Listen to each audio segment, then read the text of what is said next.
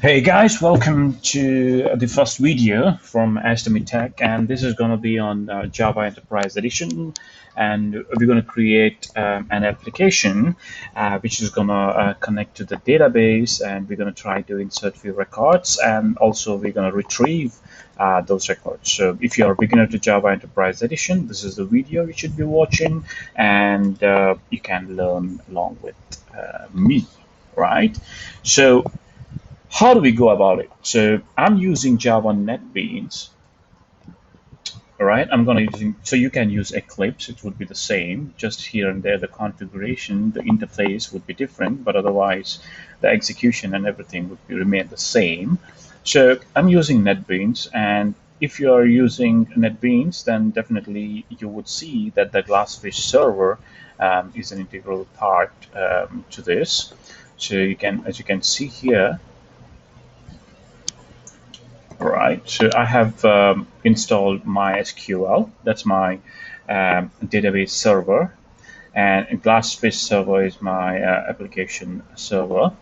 And here we are ready to start our first project. So I recommend that you install the IDE, which is the NetBeans, and you have Glassfish server installed as well. And of course, your database server, which is in this case MySQL, for a better understanding so that you can do alongside me. And otherwise, you might have to do a bit about your own configuration and stuff if you're using some other servers or database, so that you might lose some time. Otherwise, you could follow along with me in a seamless way, because we would be using a similar interfaces and the servers, so it would be very easy to follow along.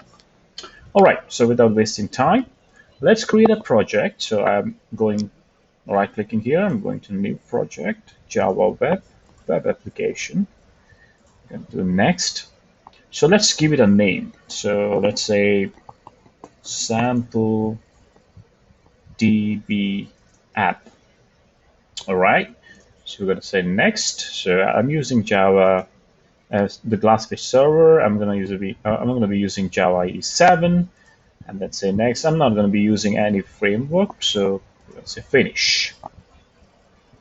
All right. So now you see it has created the default HTML page. So if you run as of now, then you would be seeing this. So let me just change this.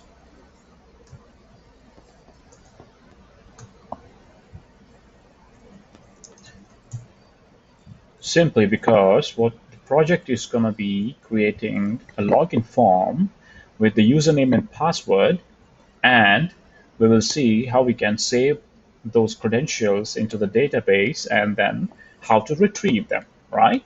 So this is what it is. So NetBeans is so generous that it has created a login form for us by just creating a project, right? So now there are a couple of things what we have to do. We have to create the form to for user to input their user ID and password. So we can do two ways here.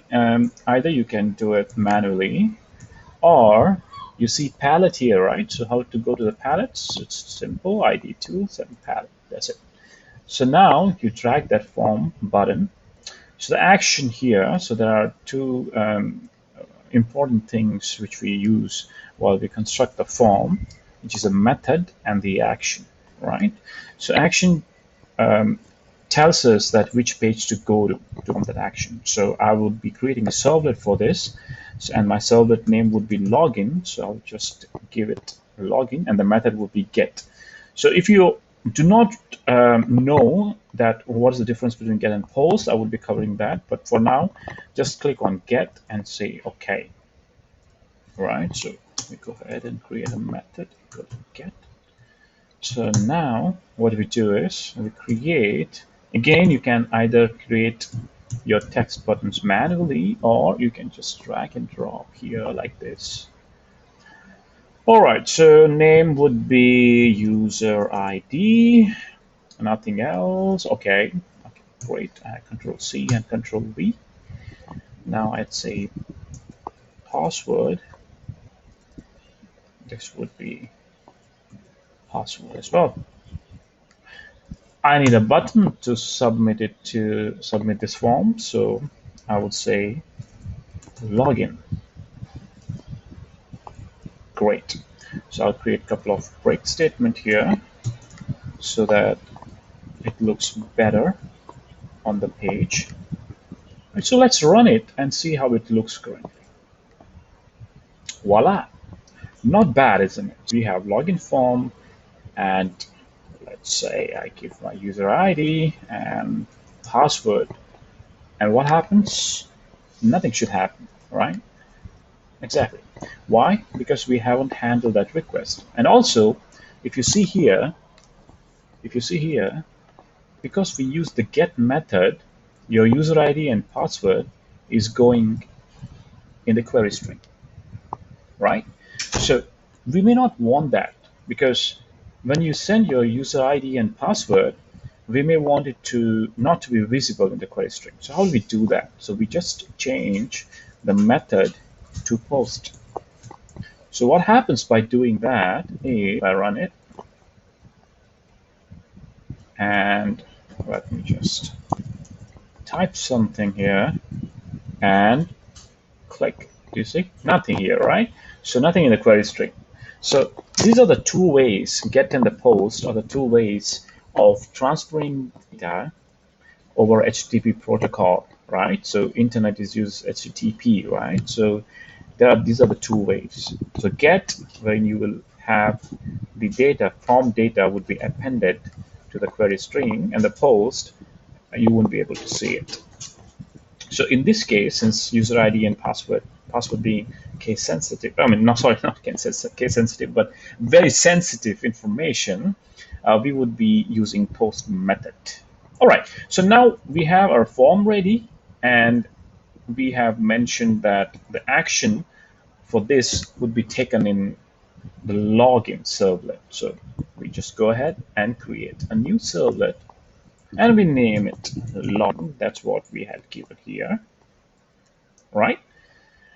And here, package. So I would just create estimate.servlet. All right, and next. So you have to create, just click on this, because this will add the deployment descriptor. So I would explain that later on, which will create a web.xml. And in that, you will have a few tags which you can refer to, and it determines your path as well. But we're not going to greatly focus on this as of now. But one more thing here I just want to highlight is the package. You can give it anything, all right? You can just say servlet, even that's fine. But sometimes it is better to manage your files in a way so that referring to them would be easier. So that is why I'm mentioning it as com.estimate.servlet, and then it would appear as servlet name, that's how it looks like, so that I can arrange them properly whenever I want, and I know where to get them from if I really need them later on, right? So that would be beneficial. So let's go ahead and create this servlet. All right, so we have our login servlet now. So let's just remove all these comments and make this page looks not so long, so that you will be able to see it very clearly on your screen and follow along pretty well, right? All right, so we'll stop here, okay, and then we will take it up in our next video. See you then.